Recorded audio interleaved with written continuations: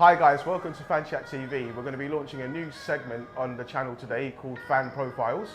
I'm going to be interviewing my brother as a change today. Yeah, Leroy, tell us a bit about what we're going to be talking about. Well, today we're going to be talking about how I first started supporting Nottingham Forest. We're also going to talk about the glory days and talk about sadder times as well. Yeah. And I think to finish off with, I'll give you my best 11 all-time Nottingham Forest players. Sounds absolutely fantastic, mate. Stay tuned. If you love 90s football, then look no further than FanChatTV with the boys, Aaron, Dave, Matt and Daryl.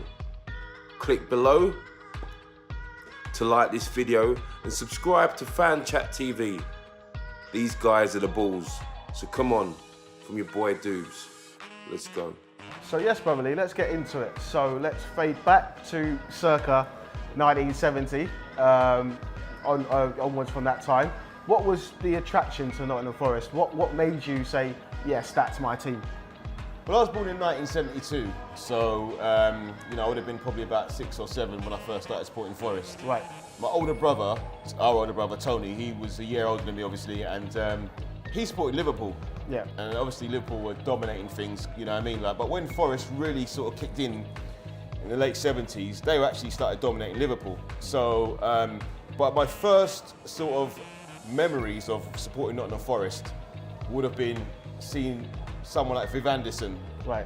Getting that ball in his own half, running down the flank with that ball, player, yeah. Interacting maybe with a few players, getting the ball back, running with the ball, putting in a beautiful cross, and I think it was someone like Trevor Francis who got on the end of it, right. Scored an amazing goal, and the players just rushed Viv Anderson, even though I think Trevor Francis scored. Yeah. And just seeing that sort of camaraderie. Yeah, and it's almost like seeing Trevor Francis Viv Anderson as a black player in those times. You didn't really get too much black people on TV. Right. So for me, it was kind of like, you can almost identify with it and think, he looks similar to me, because you didn't get much of that at that time. For sure. And it was just that acceptance as well, with the players rushing around him, jumping on him, and and seeing him running down the wing with, like I say, with the Forest top, the logo, the tight shorts at that time, and it was just was just meant to be. Yeah, it was just a great moment for me, and that's always stuck by me. Right. And I think that's why, up till today, I'm still stuck with Nottingham Forest. Through thick and thin. Thick and thin, mate. Yeah.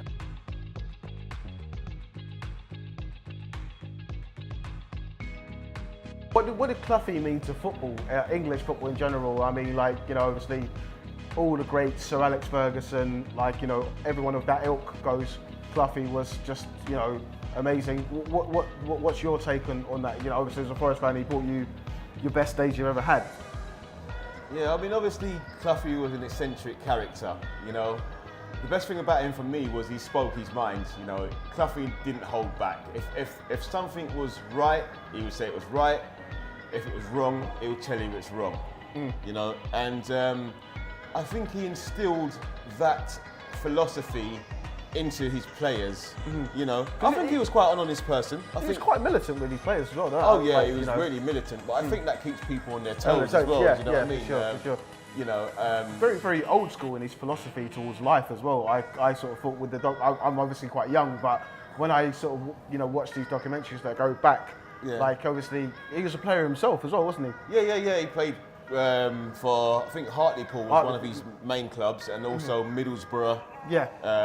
But yeah, I mean, when you look at him as a sort of character and a personality, and I think he just instilled, a bit of fair, a bit, into players, a bit of discipline. Yeah.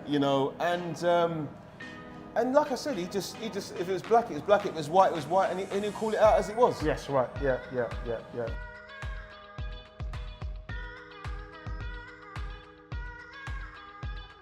Right, so Lee, let's talk about the glory nights, the glory European nights. What emotions were you evoking there, mate?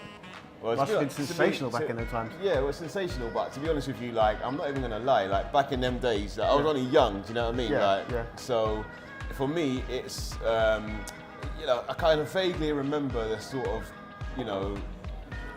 winning the cups. Was it actually on TV? Like, Yeah, like, it was like free televised. channels It was televised. It would have been televised at that time, but it's vague memories for me. But obviously, watching it back in retrospect, because obviously you've had plenty of time now to sort of watch it back with, you know, and yeah, I mean, it still touches a chord now. It was absolutely phenomenal, and you know, one player that sticks out from that time and that era, that team, was John Robinson. Yeah. Because he played on the left flank. Very skillful, little Scotsman he was. Yeah. Very skillful. Run with the ball, it stuck to his feet. Puts in some beautiful crosses. Yeah. And you know, we can go on to talk about the players of that time as well. You know, you had the likes of, you know, Martin O'Neill was in there. Yeah, young Martin O'Neill. Yeah. Gary Beltall's up front, who was a prolific goal scorer. Archie Gemmell In midfield, one of the engine in midfield. You know, McGovern. You know, we can go on and talk about these players at the back. Larry Lloyd, Kenny Burns. You know, we had some. I say average players because they weren't sort of renowned as being, you know, phenomenal players. And even that, at the time, the press and people like that used to always try to say, you know, oh, it's just like a one-off, it's a fluke, it'll never happen again. And lo and behold, the following season, obviously, we won it again. So, it proved them wrong, and it was amazing. So obviously you would have been very, very young at that time. Yeah. Did you get a good feeling of the general mood of like the public towards it? Was it like, did it get the respect? Does it hold the respect that it should? It's a legacy. To this day? It's a legacy now, obviously, and it's a great legacy. But at the time, I think, obviously, so many things going on in football as well at that time as well. Yeah. I mean, the city of Nottingham came out in their droves when they arrived back from the cup finals. But I mean, it was a big thing around the world as well, because it put Nottingham Forest's name on the map. Yeah. And you anywhere you go today, you would hear people saying, if you mention Nottingham Forest to anybody like who knows about football, definitely they're going to just say to you, Do you remember back at that time? Yes. So definitely put the club on the map. So the legacy's definitely there. Yeah, absolutely, 100%. You know what I mean? So no matter what people say, whether they're an average team or whatever, you still have to say there's heritage and there's nights to be proud of. And that all sort of does boil down to Brian Clough and Peter Taylor.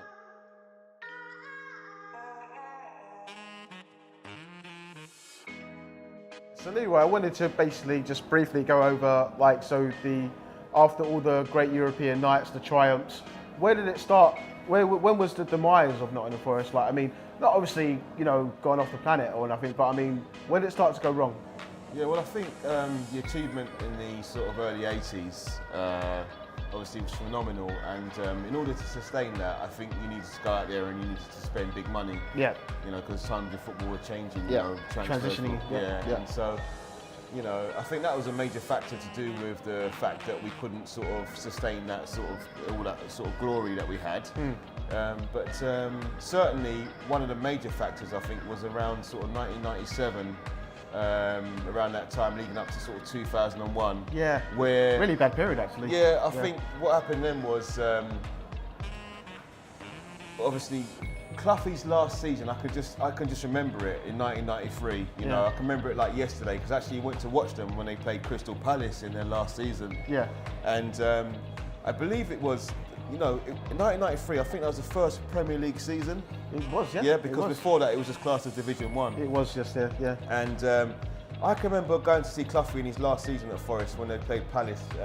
And I can remember him sitting on the dugout, and he was just emotionless for the whole of the game. Just devoid of no energy. interaction with these people around him or nothing. Just sat there.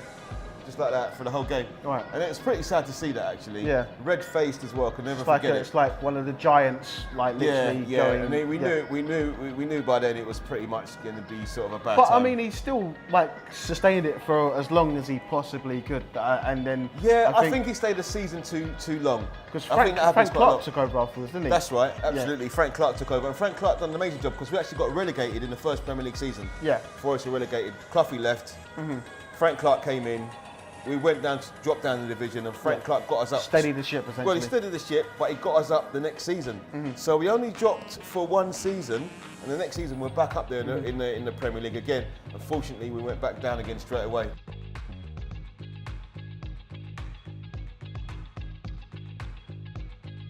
Yeah, so Lee, I just wanted to ask you about, you know, some of the influential players from your favourite period of supporting the club. Yeah, certainly the early 1990s was my favourite Forest time. Right. You know, I think I mentioned this before, but my favourite player at the time, obviously, Roy Keane. That team there that he started off playing in when he first came to the club, for me, was one of the best teams that I witnessed for Nottingham Forest. You had the likes of Ian Walne, who played on the left, amazing player, crossed the ball in, lovely, left foot. I remember one particular game where he scored 2 free kicks in the same game. The only reason he took the free kicks is because Stuart Pearce weren't playing. Right. He was off injured or something, and so one stepped up. And the first one was a cracking free kick into the top corner. The second one was more from like the throwing line sort of thing, and he just managed to bend it in, like Beckham. You know, like Beckham, Beckham-esque for sure. But yeah, he was one of my favourite players for Forest, Ian Walne. You had the likes of Scott Gemmild, who was Archie Gemmild's son, Mark Crosby. I think it was Gary Parker. Yes. You know, you had some real good players at the time. I believe Teddy Sheringham played with us for one season. We got him from Millwall, and he was absolutely awesome. He scored loads of goals. Unfortunately, we only had him for one season. But, Teddy's my favourite striker. But that team at the time, you had a guy. Yeah, you had guys at the back, some really good players at the back for us at the time as well. Des Walker, I think I mentioned him earlier. Stuart Pearce, Gary Charles. Gary Charles, I think when we got through to the cup final in '91, I think it was, and we played Spurs, and I think unfortunately his career was ended by stupidity from Paul Gascoigne, when I think Gascoigne was just being a bit too reckless on his all-round performance. And I mean, we lost that as well, but in the final, but at least we got through to the FA Cup final. Wicked. Yeah. So I mean, some great players I just mentioned there from Forest's history.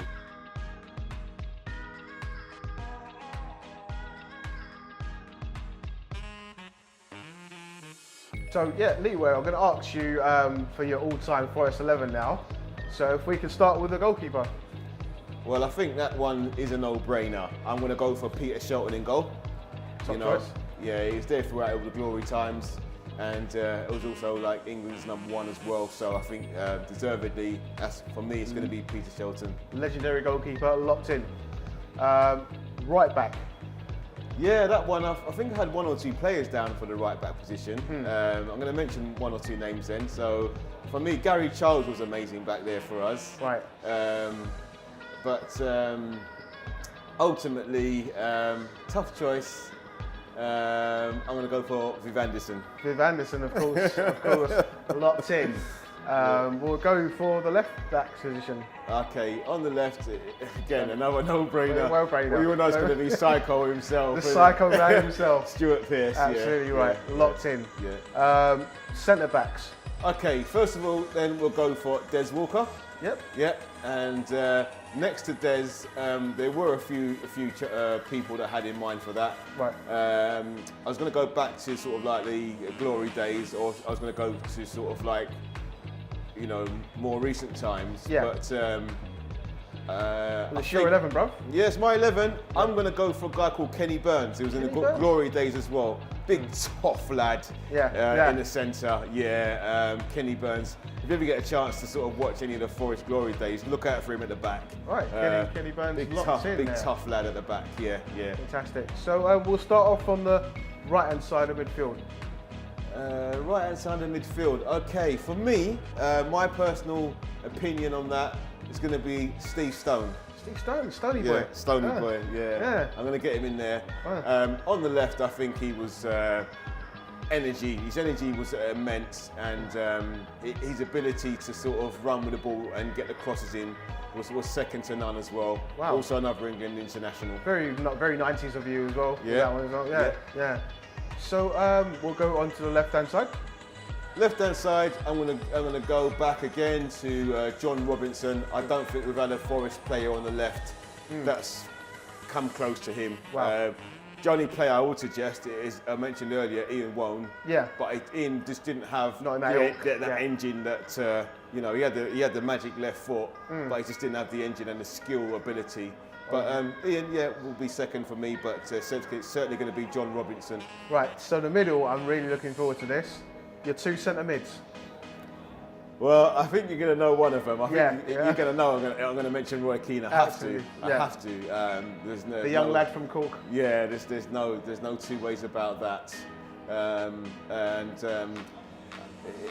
other player I'm going to put in the centre as well. You'll probably be surprised by this choice, but I'm going to mention a lad named Brian Roy. Brian Roy, Yeah. the Dutch lad. Yeah, Dutch lad. Wow. Yeah. What time did he come in? Well, Brian was there around sort of like the mid 90s, late Yeah. 90s. Yeah.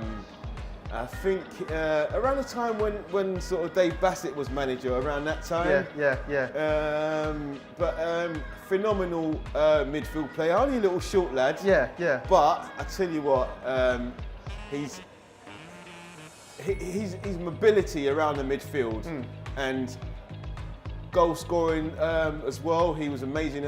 He got a good few goals for us. Right. And just link up play, all around midfield player, Brian Roy. So for a me. bit of a creative dynamo in that midfield. Yeah. I mean, like I say, absolutely. Yeah. So Brian Roy locked in.